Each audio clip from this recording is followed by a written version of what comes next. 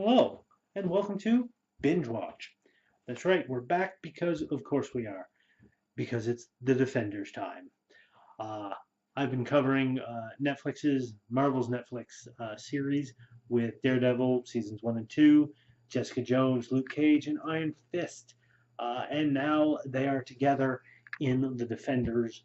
The particular trailer that popped up with Matt Murdock coming into Jessica Jones when she's in a police station talking to the detective lady from Luke Cage.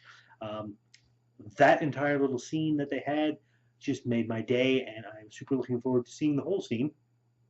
But we shall be checking that out today. I believe there's only 8 episodes, and so this won't be as long of a binge watch as the other ones have been, but I'm still super excited to check it out. So, without further ado, we're going to jump right in. I'm going to go watch the first episode now, and I will be back in a few to tell you what I thought. See you then.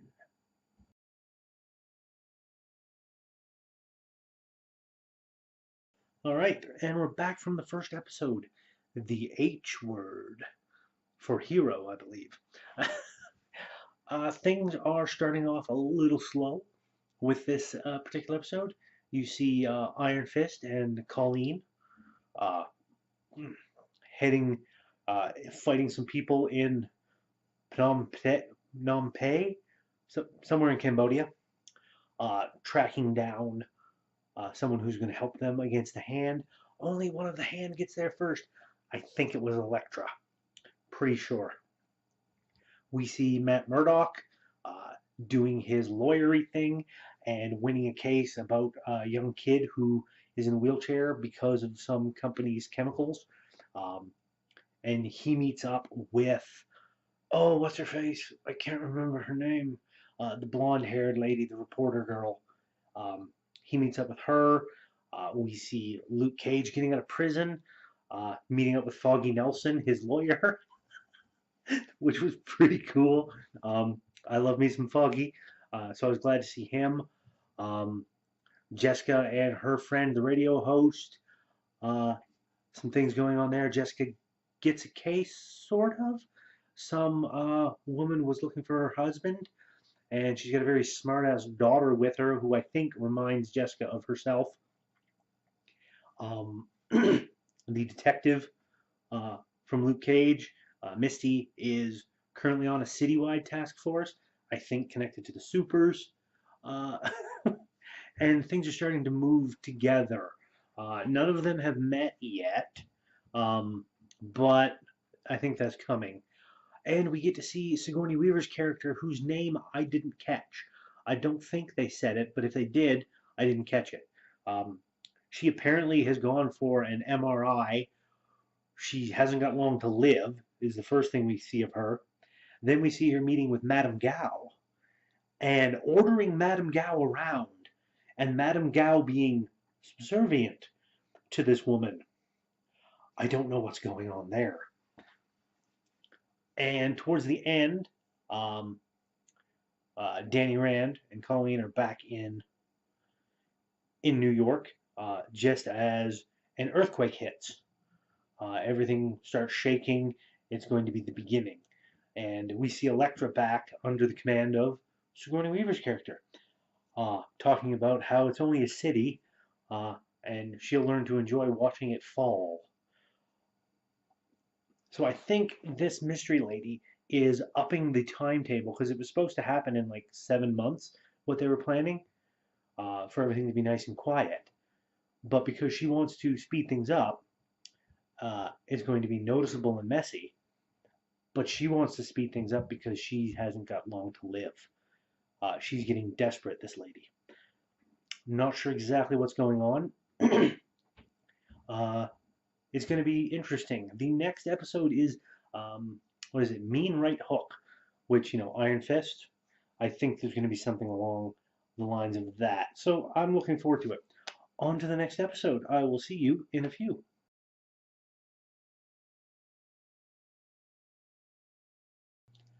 All right, so that was Mean Right Hook.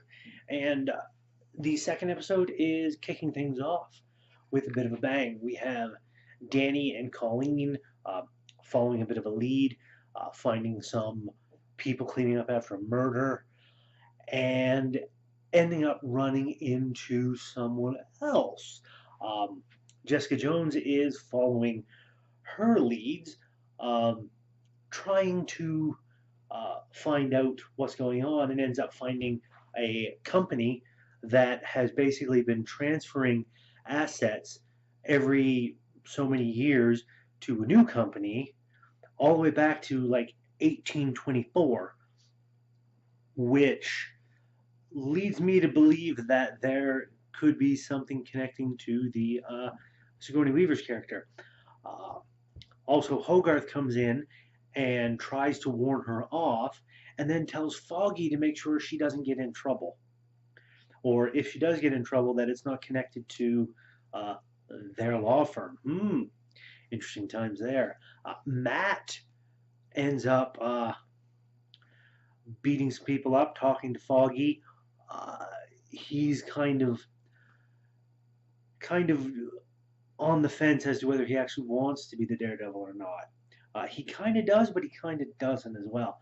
There's some interesting stuff there. And Luke ends up hitting the streets, talking to some people, and goes after Turk again to get some information about a guy that's been hiring these kids to do jobs uh, that he's been looking into. A guy called the White Hat. Well, that's what they call him, anyways, because he has a white hat, Panama hat, white suit, and whatnot. Definitely interesting. And he ends up following leads and ends up coming up against Danny Rand, the Iron Fist. And they have a bit of a battle there while Luke beats Danny up a bit, throws him around. Uh, Danny gets in one good punch on Luke and kind of rattles his cage a bit. Ha ha, rattles his cage. um, but yeah, and then Misty ends up arresting Jessica Jones because she was covered in blood, and the fellow that Jessica was looking into kills himself in her office rather than let Elektra kill him or drag him off somewhere. Mm-hmm. And the episode ends with the scene from the trailer with Jessica in the interrogation room and Matt Murdock coming in. He's her lawyer. Roll credits. On to the next episode. So that right there, that made my day just to see that full little scene. Can't wait for the next episode to begin. It's called Worst Behavior. So we're going to see. Also, we see Stick. Stick is captured by Sigourney Weaver's character, whose name is spoken, Alexandra. So I'm interested to see what happens next. On to the next episode. I'll see you in a few.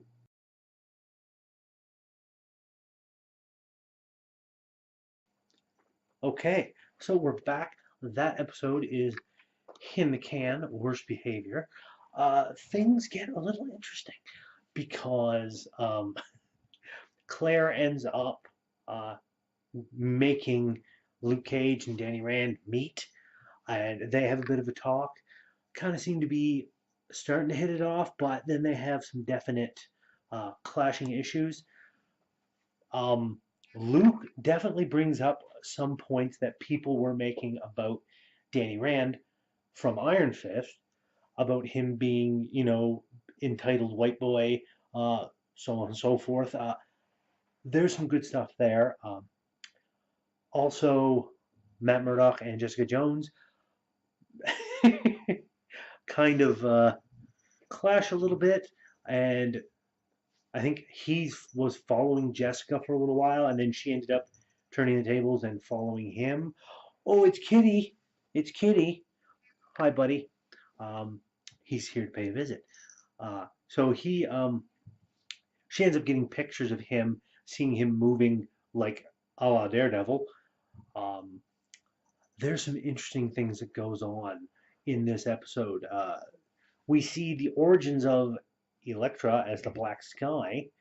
A good 13 minutes of this episode, in fact, before the title screen. 13 minutes of it before the titles pop up, just dealing with Elektra and how she was captured by the hand and brought back to life. Doesn't remember who she is.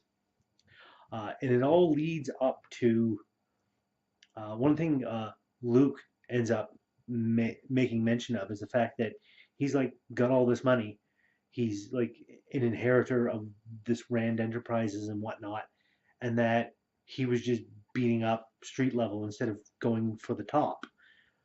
So Danny ends up finding out a company and going in to confront them for being the hand. And partway through his little speech, Alexandra comes in, Sigourney Weaver, and interrupts him, being supremely confident. Jessica ends up following a lead, which leads her to the same building. Matt Murdock's following her, so he's there. Luke Cage is going there because he is paying a visit to the mother of the young black fellow that was in jail. That fellow told him to buy his mother some scratch tickets. Um, she she ends up getting him to put scratch tickets in the little box up on top, and finds a whole wad of money with a parking receipt from that building, Mid Circle Financial. So they're all there, and starts a bit of this hall scene where there's a bunch of people fighting and whatnot, getting involved. Elektra shows up. Daredevil recognizes her from the sound of her breathing. All this good stuff. And Stick escapes Alexandra by cutting his own hand off. And he ends up at Colleen's place looking for the Iron Fist. So things are getting interesting. We're moving into the fourth episode, Royal Dragon. So it should be interesting. I'm looking forward to it. I'll see you in a few.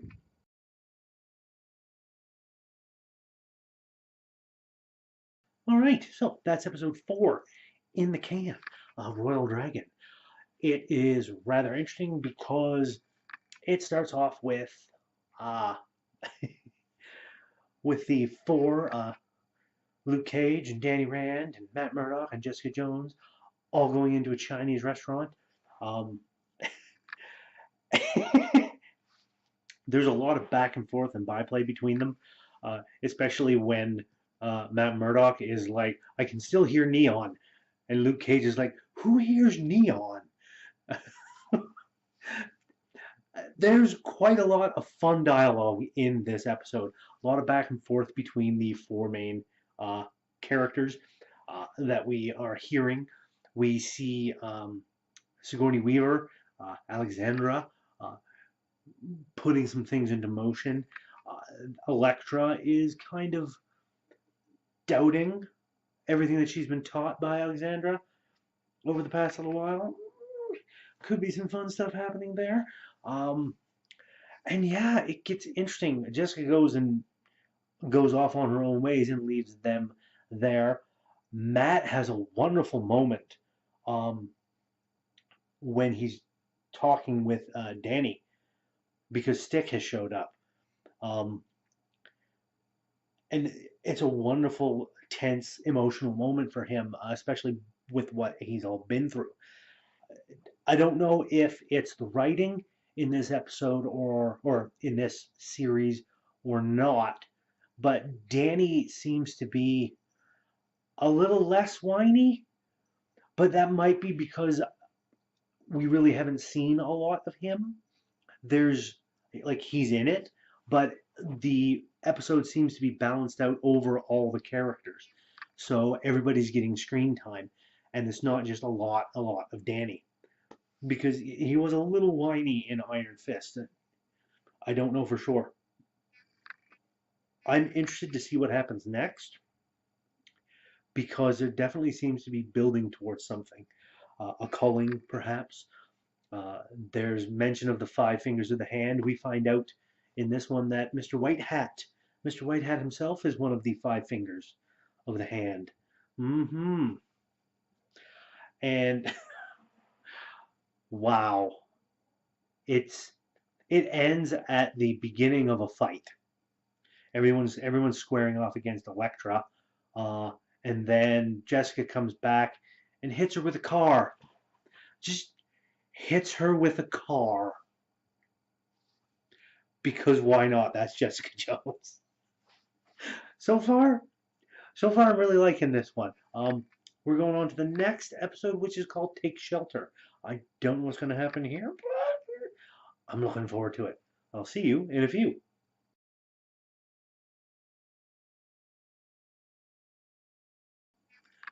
Okay, so that was the last episode there. The next one that we just watched in the can. The fight happens. You get to see was it Wakande, I think, or Gwande, whatever the white hat fellow his name is, bringing some guys, Madame Gao, bringing some guys, the Japanese fellow that Alexandra meets coming in by himself, because I guess he's like a one-man army, all coming into the fight. And it's going pretty good. People are fighting. Daredevil corners Elektra, and she again hesitates to kill him.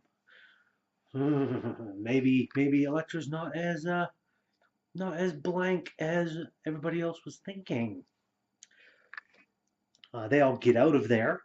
Um, Stick, of course, helps them out, and they realize after all this that the hand's going to be coming for the people that they love. So, what do? They get everybody together, which is really kind of interesting to see. You get to see all these incidental characters: Misty, Colleen, what's her name? Claire is there, as well as Trish and the other fellow. I can't remember his name. Uh, African American dude that was all like high and everything that Jessica was friends with. They're there together.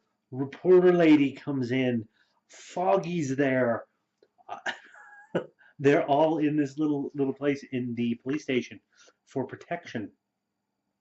Uh, and things are kind of being discussed back and forth. Daredevil ends up coming to help Jessica get her friend out, and just all kinds of neat little things. Things are slowly building. Alexandra doesn't have perhaps the support of everybody. Bakudo from Iron Fist, remember him? Colleen Sensei? He's still alive. He's one of the fingers of the hand, along with Madame Gao and I think Murakami and Alexandra and Ugwande, all five of them. I don't know if Ugwande is still alive or not because Stick cuts his head off. It's a pretty potent moment. There's some nice stuff building up here. Uh, I'm kind of liking where this is going. Um, I don't know what's going to happen from here, but in the end, Elektra is at Matt's place and curls up on the bed. I definitely don't think she's coming back to herself. Maybe we shall see the next episode, Ashes, which is the beginning of the song Ashes, Ashes, We All Fall Down. Hmm. Interested to see what's going to happen next? I'm going to go watch that. I'll see you in a bit.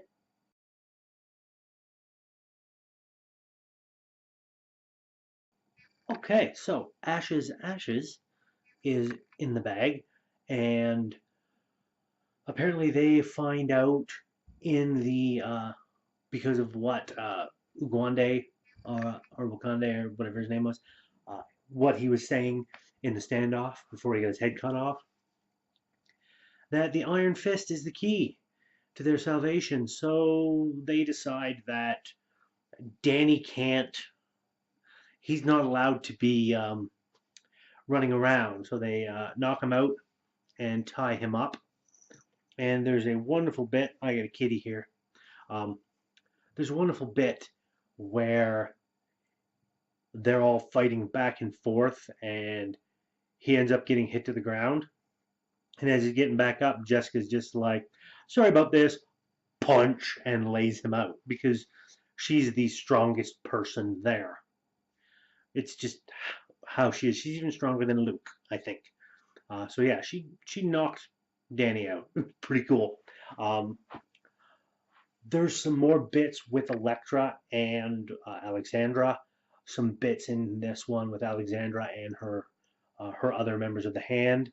Some backbiting and whatnot. And Stick, or should I say, Murdoch and Jessica are out, and they end up finding some plans that the contractor left hid in the piano in his home, which shows a big hole going down to some man-made chamber down below New York at the bottom of that big hole that was in the original Daredevil. That big hole that just went down seemingly forever. Interesting, interesting. Don't know what's going on there. But I think we're going to find out in the next couple episodes. Uh, all in all, that was it was some pretty good bouncing around um, with some nice, strong dialogue. But by far the best is when Stick ends up using some incense to knock out Luke Cage because he's going to kill Danny because he's figured out that if Danny's the key to what they want, and this is war, he kills Danny, they don't get what they want, and all that weird trouble happens. Yeah, and then there was the bit out of nowhere at the end of this episode when Elektra kind of comes back to herself, kills Alexandra, and then says the rest of the Hand is working for her now. I'm like, that came out of left field. Uh, so I don't know what's going to happen there. 2 episodes left to go. The next one is Fish in the Jailhouse. I'm wondering if we might not see Fisk here soon. I don't know, but we shall see. So I'm going to go watch that episode. I'll see you in a bit.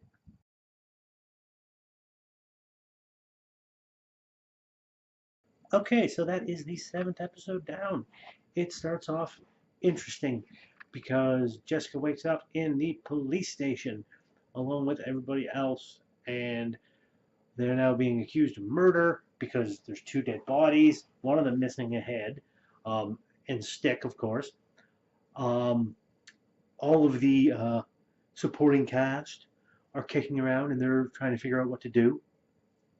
Elektra is facing off against the rest of the Hand, and they decide to basically follow along with what Elektra wants to do, which is to get the substance to keep her life going, because that goes along with her plans, and then they'll probably betray her when that's done.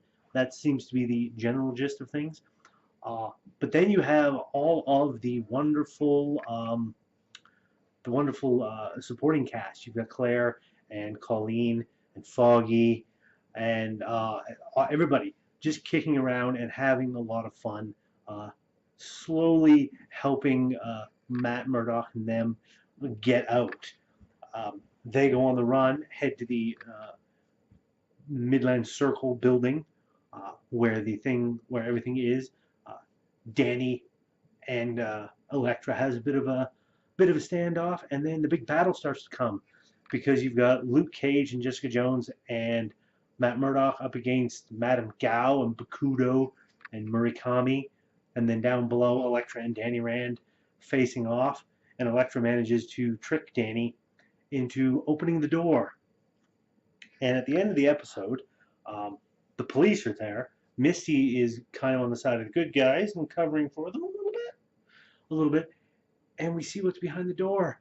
It's a giant skeleton of a dragon in much the same design as the Iron Fist tattoo. Shenlong the Undying, that's the substance. It's the bones or the blood or something of this ancient dead dragon. I guess maybe not so undying. I don't know. But things are getting good. 1 episode left, the last episode of The Defenders. Going to see how this one turns out and how everything ends. So far, I've been liking things. Uh, I'm going to get back and watch this next episode, and I'll save my thoughts for the wrap up. So I'll see you in a few.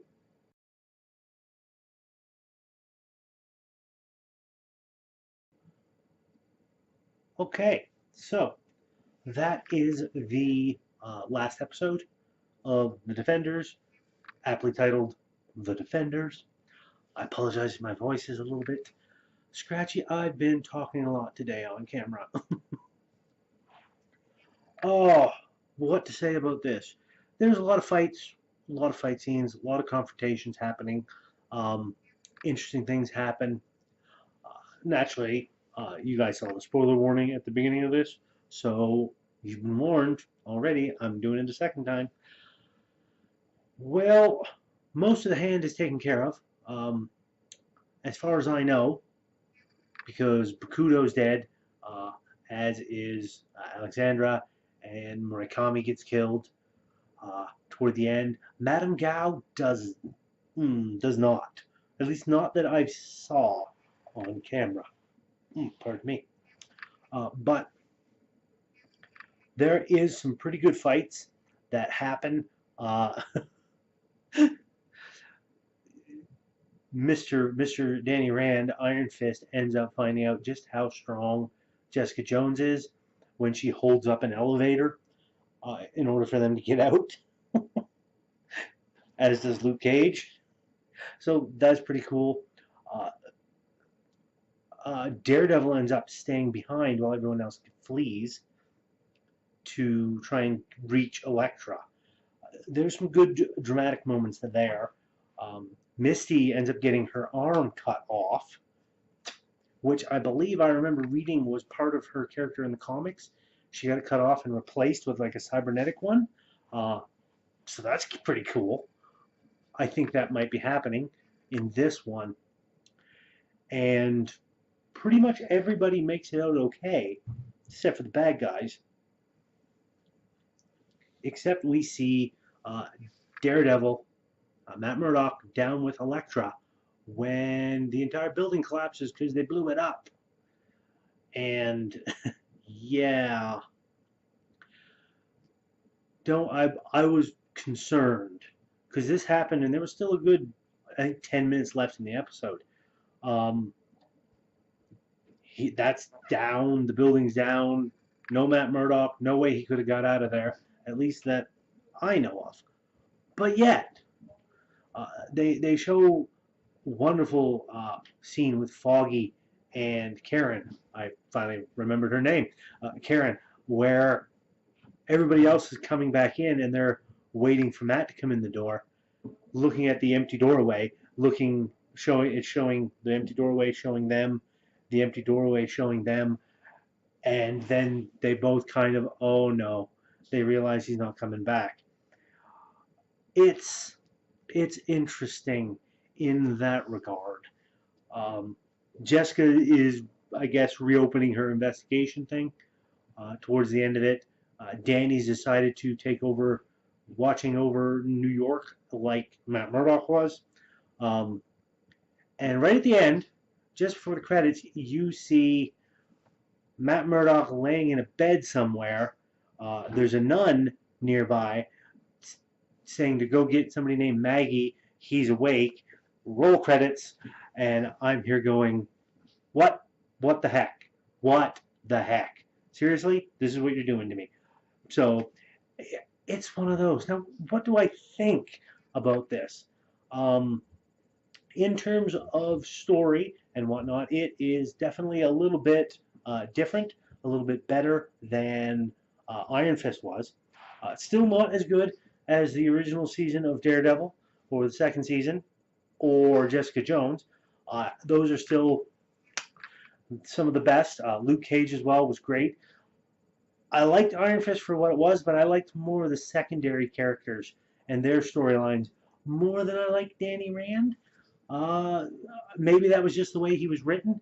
He came across as a bit whiny to me in retrospect, now that I was thinking about it. There's some of that here.